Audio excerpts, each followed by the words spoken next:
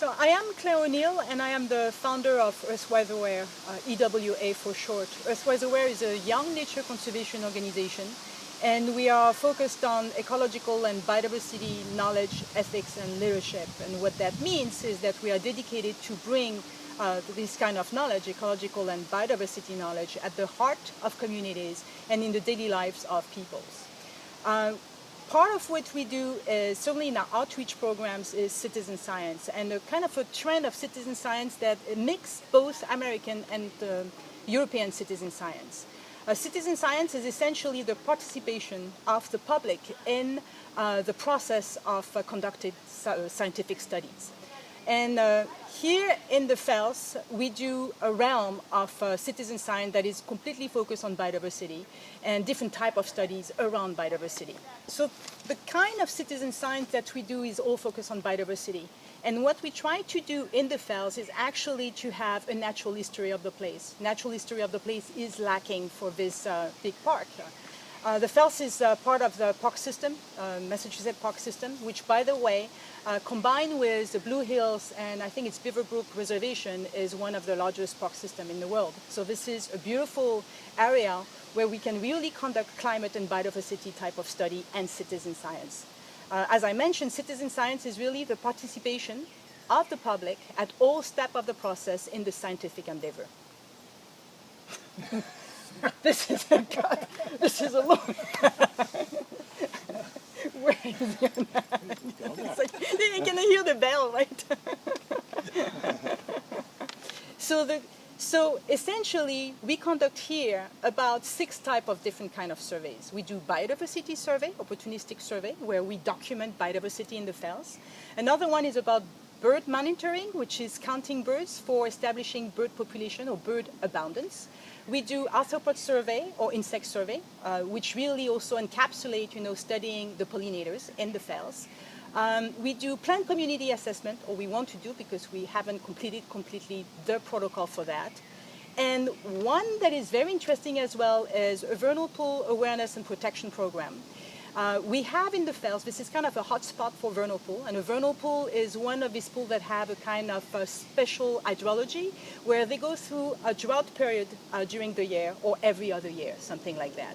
And what it really do is that it prevents the pool from having population of fish establishing itself for themselves, and therefore they are predation free from these fish, and therefore they are fantastic, breeding areas for salamanders and frogs, a certain kind of salamanders and frogs. Let's take a break.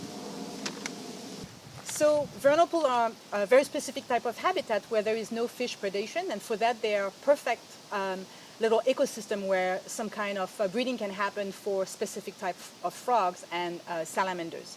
So in the Fells, as I said, it's a hotspot for vernal pools. There are about 110 vernal pools, and half of them have been certified, which give them a specific status. This is something that is very state-specific in a sense, but it gives them a specific status or protection status. So half of them have been certified, half of them are not certified, and when you look at the geographical map of the candidate pool, you can see that they are all interspaced among the certified pools. So when we saw that, we thought that it was a fantastic opportunity to really raise awareness about wetland and this specific type of habitat. Really coach people to understand more about the ecology of the place, right? As well as we can document scientifically those pools, and which is very important because 40% of amphibians are endangered, right? And we are really on alert right now to see if there is some fungus, some fungal disease that could really land in the United States and in this portion of the United States, so we do surveillance. So we are documenting those pools for really trying to help protect them, as well as to educate the public with respect to this kind of habitats, because wetlands are usually really not known and not necessarily appreciated from an ecological standpoint or for their importance.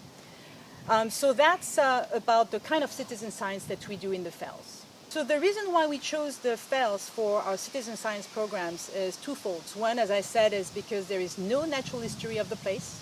There is data lacking with respect to the natural history of the place, so we want to substantiate and give data about it. The second is because it's a fantastic set of habitat.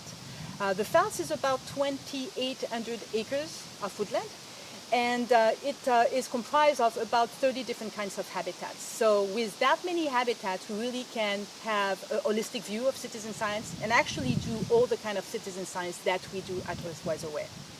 So one other thing that is important and why we use the fells as well as other locations, but certainly the fells, is because citizen science and this kind of habitats are really wonderful opportunities to reconnect people directly with nature and with the ecology of the place. Understanding what ecology is about, the importance of this ecosystem, is, in my opinion, and the opinion of the Earthwise Aware people, the only way that we can really appreciate, understand, and protect the fells. It's really more than love, it's more about respecting understanding. One of the big differences between the 1870s or 1890s and now is data, right? All the digital information. Another thing, too, is we are in a global world now. So global data is important, as well as global protocol, in order to establish things that are comparable from state to state or countries to countries as well. So this is a major difference. The difference is that now the world of naturalists has to be more global than what it was in the 1870s. The benefits of the fells for all the community around is, from an ecological standpoint, cleaning our air. Have you seen the number of trees that there is in this forest? Trees are really essential to cleaning our air, as well as filtering all the water system, right? So cleaning our water. Another benefit is really to try to educate people. From an education standpoint, I think the fells is very important. So I would not close the fells from the public. I would probably control more what the public does, or try to help them understand how their behavior can really impact the health of the fells. But here we are in an urban setting, right? This is a gem that we have here. There's not many places where you can have that many acres of woodland, fairly free of buildings and cars. So educational standpoint, very important. Ecological standpoint, very important, as well as simply to connect the people with nature. People are truly disconnected, and here you can be in a little piece. What are the challenges to maintain places like the fells? Actually, somehow they intersect with the threat to biodiversity from a human attitude and human behavior standpoint. These are ignorance, arrogance, apathy, wishful thinking, and straight denialism. Right? And actually in the fells, although I always try to be very diplomatic because I do not believe in confrontation, but I definitely see a lot of the two first, arrogance and ignorance and arrogance. And arrogance in the sense that we are entitled to our usage of the fells. Right? So changing the narrative there, changing the dynamic so that we can change the attitude and the behavior of the people who are not necessarily ill-intended, but maybe misguided, this is really something that is very hard. And education is hard there because it's finding the right communication level, the right mean of communication. We really have an issue with being entitled to our behavior, and changing that is really something that we are trying to do through Earthwise Aware, of course, and the Friends of the Fells.